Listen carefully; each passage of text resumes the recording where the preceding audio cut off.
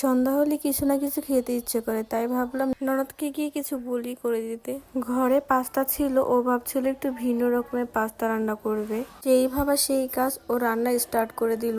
আর আমি অ্যাসিস্ট্যান্ট হিসেবে ওর রান্নায় সাহায্য করব। ওর রান্না মাশাআল্লাহ খুবই ভালো। আর অ্যাসিস্ট্যান্টের কাজ হলো এগুলো সবকিছু জোগাড় করে দেওয়া। এদিকে পাস্তার পানিটা বলক এসে গেছে আর পাস্তা ঢেলে দিল। পাস্তাটা আমার বেশ পছন্দ, তবে আজকেও একটু ভিন্ন রকম রান্না করবে, এর জন্য আমি অনেক এক্সাইটেড। ভিন্ন রকম বলতে চিজ দিয়ে পাস্তা রান্না করবে, মানে চিজ পাস্তা। পাস্তাটা পানি ঝরাতে দিয়ে ও এদিকে কড়াইতে একটু ঘি দিয়ে দিয়েছে, কারণ আমাদের কাছে তো আর বাটার ছিল না। এরপর একটু রসুন দিয়ে নাড়াচাড়া করে পেঁয়াজ দিয়ে দিল। এই দুটো একসাথে ভালো করে ভাজা করে নিতে হবে।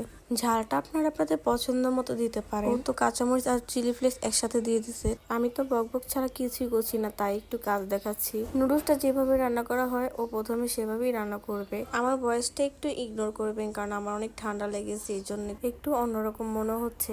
গরম শেষে শীত চলে আসছে, আর এখন তো সিজন চেঞ্জ হওয়ার কারণে ঠান্ডা জ্বর লাগবেই। এদিকে আমার তো দাঁড়িয়ে থাকতে থাকতে ক্ষুধা আরো বেড়ে গেছে, আর ওর পাস্তা রান্না এখনো হয়নি। আমি ভেবেছি রান্না হয়ে গেছে, এখন শুধু চিজটা উপর দিয়ে দিয়ে দিবে। এখন শুনি এটা নাকি আবারও রান্না করবে।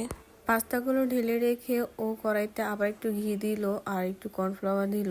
ঘি কর্নফ্লাওয়ার একটু ভাজা করে তার মধ্যে দিয়ে দিল দুধ আর একটু চিলি ফ্লেক্স। এরপর চিজটা দিয়ে ভালো মতো কষিয়ে নিবে। দেখতে তো পুরো মেয়োনেজের মতো মনে হচ্ছে, তবে এটাই হলো পাস্তার আসল মশলা। এর ভিতরে পাস্তাটা দিয়ে ভালো মতো নাড়াচাড়া করলে কিন্তু আমাদের পাস্তাটা একদম রেডি। একটুখানি সস দিয়ে ডেকোরেশন করে দিচ্ছে। দেখুন মাশাআল্লাহ কতটা ভালো হয়েছে, খেতে তো আরো অনেক মজা হয়েছে। অবশ্যই আপনারা রেসিপিটা ট্রাই করবেন। সামনে আপনাদের জন্য ভালো কিছু ভিডিও নিয়ে আসবো। আল্লাহ হাফেজ।